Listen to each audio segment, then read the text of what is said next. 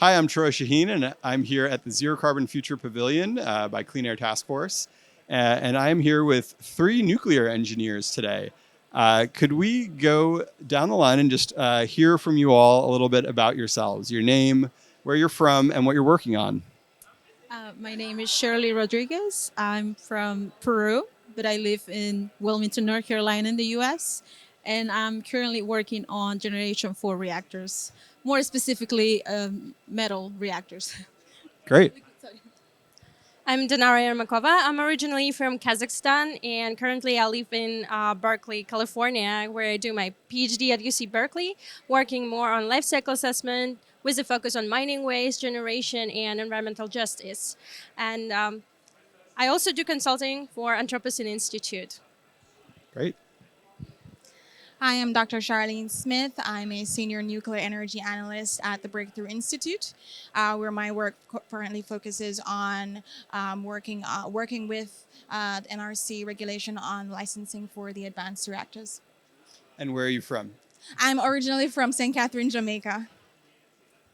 Fantastic. And so here at the Zero Carbon Future Pavilion, we are sort of putting a focus on the variety of solutions we're going to need to achieve a zero carbon future. I'm wondering if you all could tell me a little bit about where nuclear fits in there and how nuclear energy plays a critical role in decreasing carbon emissions. Okay.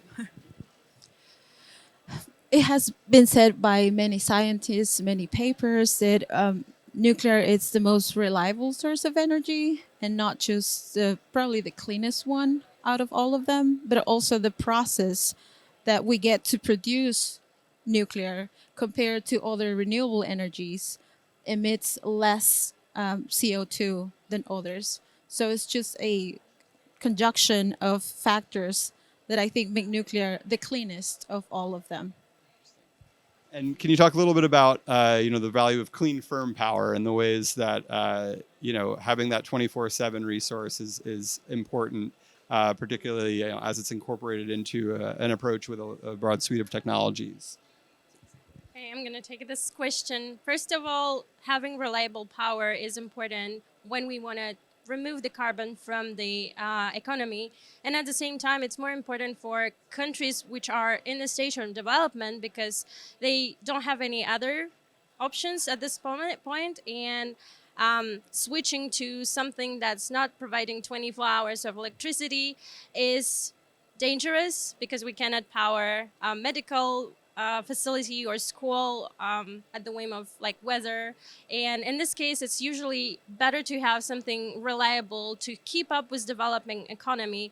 And then at the same time, the small land footprint for very densely populated lands, like let's say Bangladesh and Nigeria, they just don't have enough land to choose between agricultural sector or putting solar farms. So those things we need to also account for, and this is where we need to think about how developing worlds different than developed and Western countries strategies.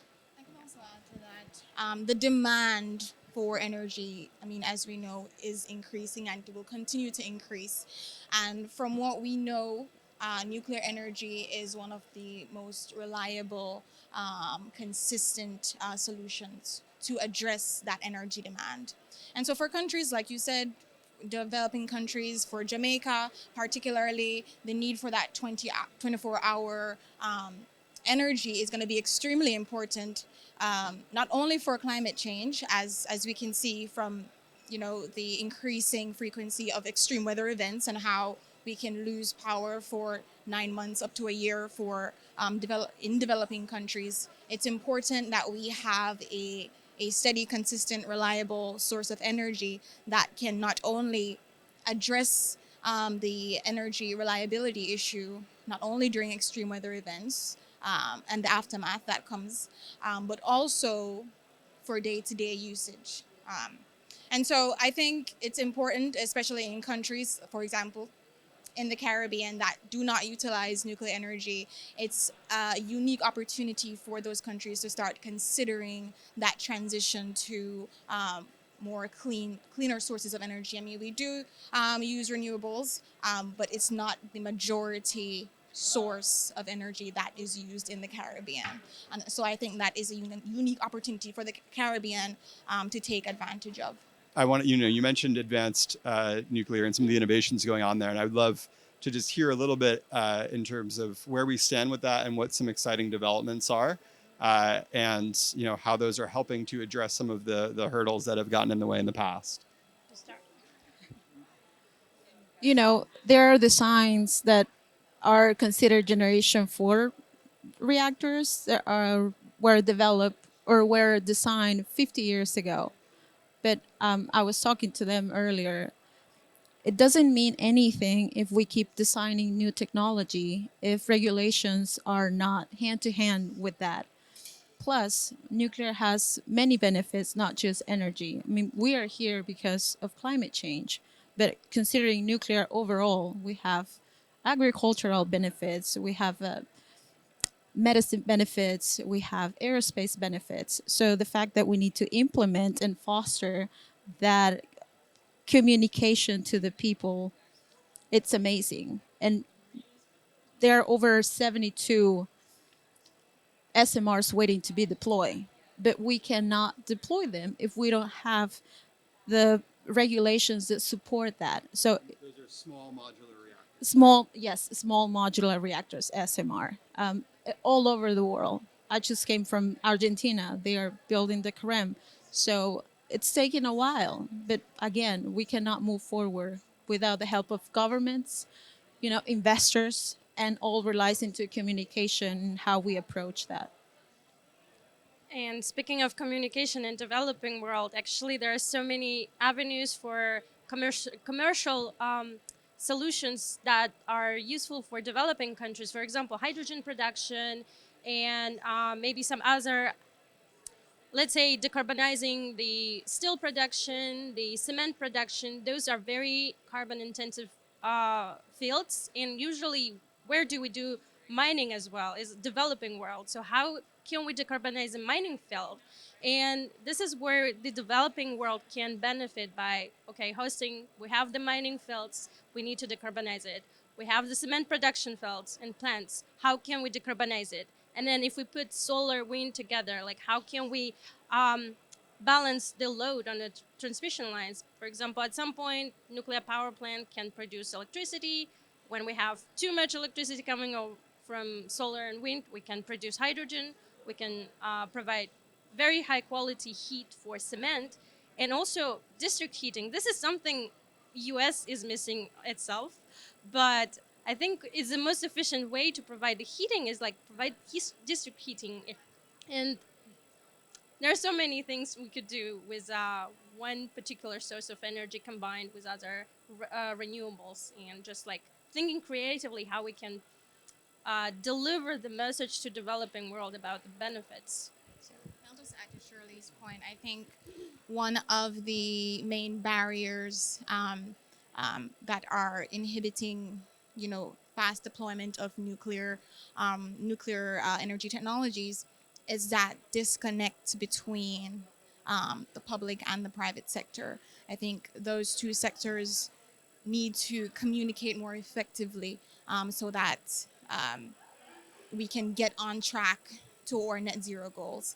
And so based on what I've seen, I mean, you have to have these policymakers engage with the stakeholders to try to fast track or to figure out exactly what is necessary, what is needed as regards to the licensing process of these new reactors. If they're not communicating with each other, then we're only creating more and more delays, and we're falling back from reaching those target goals. Great. And, speaking of the sort of need to communicate with one another, here we are at COP27, and, their nuclear is part of the conversation. It's seemingly in a way that it hasn't necessarily been in the past.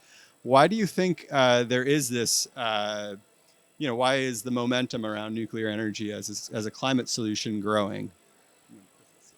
The momentum actually was growing steadily from year to year, maybe from like for the past 4 years. But this year specifically, since we had faced the crisis in Europe, energy crisis, there is no gas, no cheap gas anymore.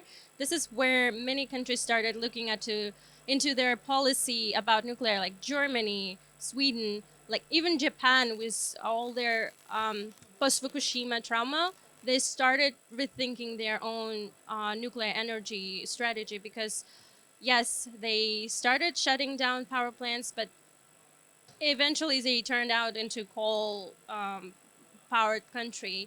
And today is just shown that in Europe, particularly, which was so heavily dependent on gas, it just shown that we cannot do it all on renewables and gas. We need something as a baseline, another solution. We need a diverse set of solutions where nuclear has its own role, very important role.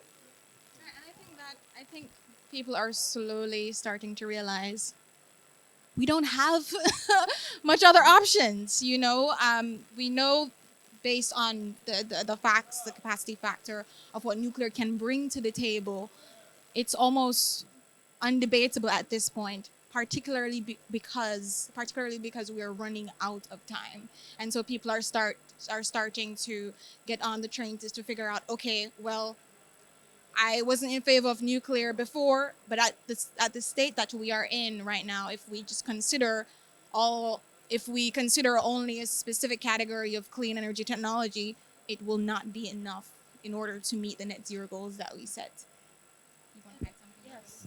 And also the job that all of the Clean Air Task Force is doing, the Breakthrough Institute is doing, the NIA is doing, the IAEA. I'm impressed about the exponential growth and how the booth that in regards to nuclear conversations have increased, and the lack of presence that we have last year compared to this year, it's exponential. So I think I wanted to thank everyone. I know there are a lot of people behind us and in front of us who will pretty sure see clear the benefits of nuclear, and hopefully next COP and or if further COPs, we will have more conversations and more booths like this amazing one here.